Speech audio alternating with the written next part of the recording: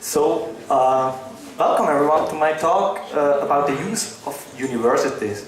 And I first of all would like to know whether there are any people here which are not related to universities, which neither study nor work at the university. Please hands up.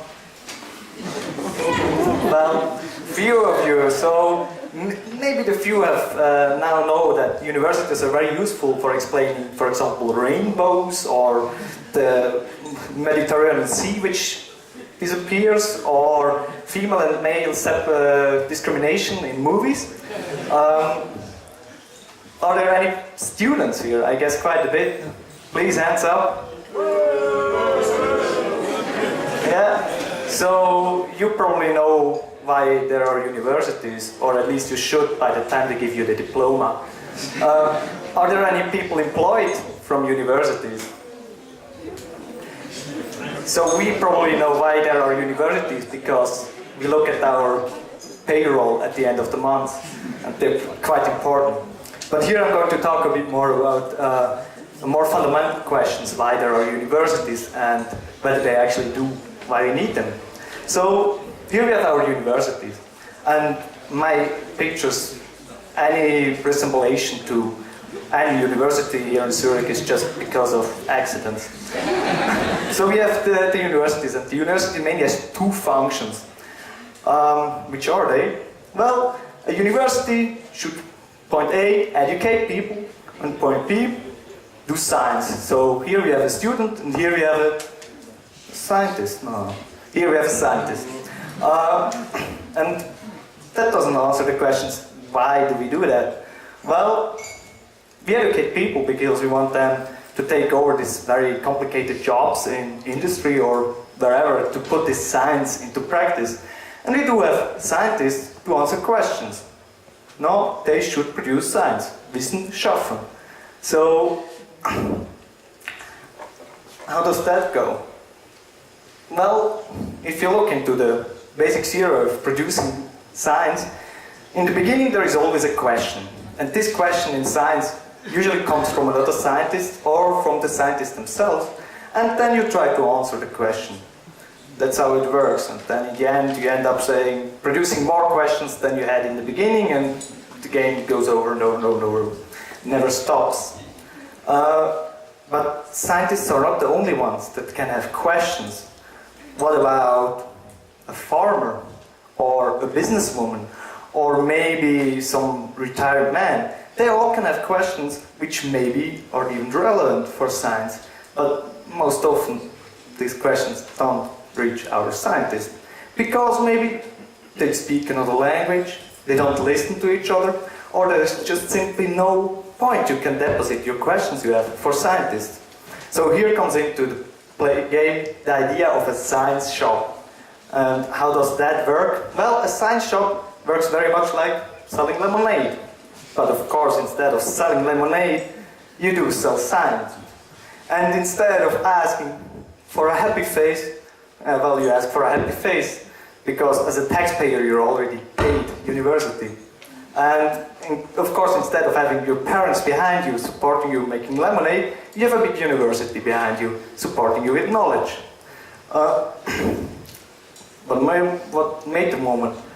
We can't take any questions for a science shop. So there are a couple of questions which may be suitable and maybe less. So what about the questions? Could you please tell me the way to the main station? Well, that's a question you would expect at a tourist office and not at a science shop.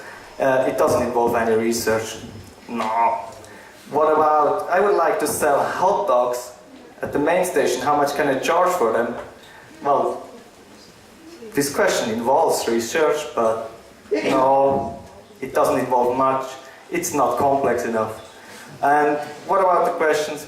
Well, I hear about climate change and hockey sticks curves and frying pan curves, and how actually do they relate to me? Well, that's a question scientists struggled a lot the past few years, and they come up with an answer. And if you are, well, a polar bear, you know now what's going to happen.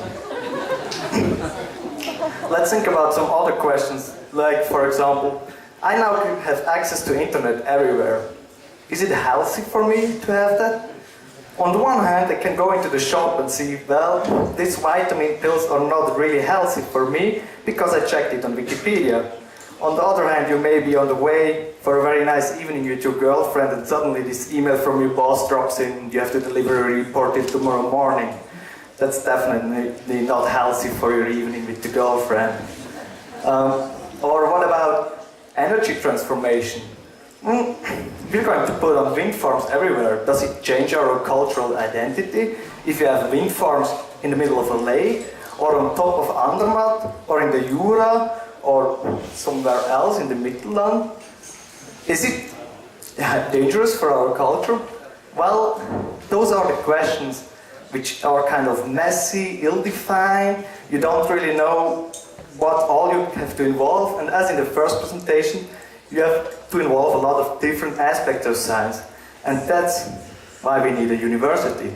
Because that's the place where all this knowledge comes together and you find all the experts from all different fields.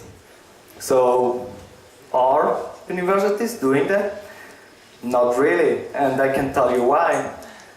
If you have two universities and comparing them, and let's assume one of them is having the science shop, is taking questions from the general public, and doing the very best to answer them.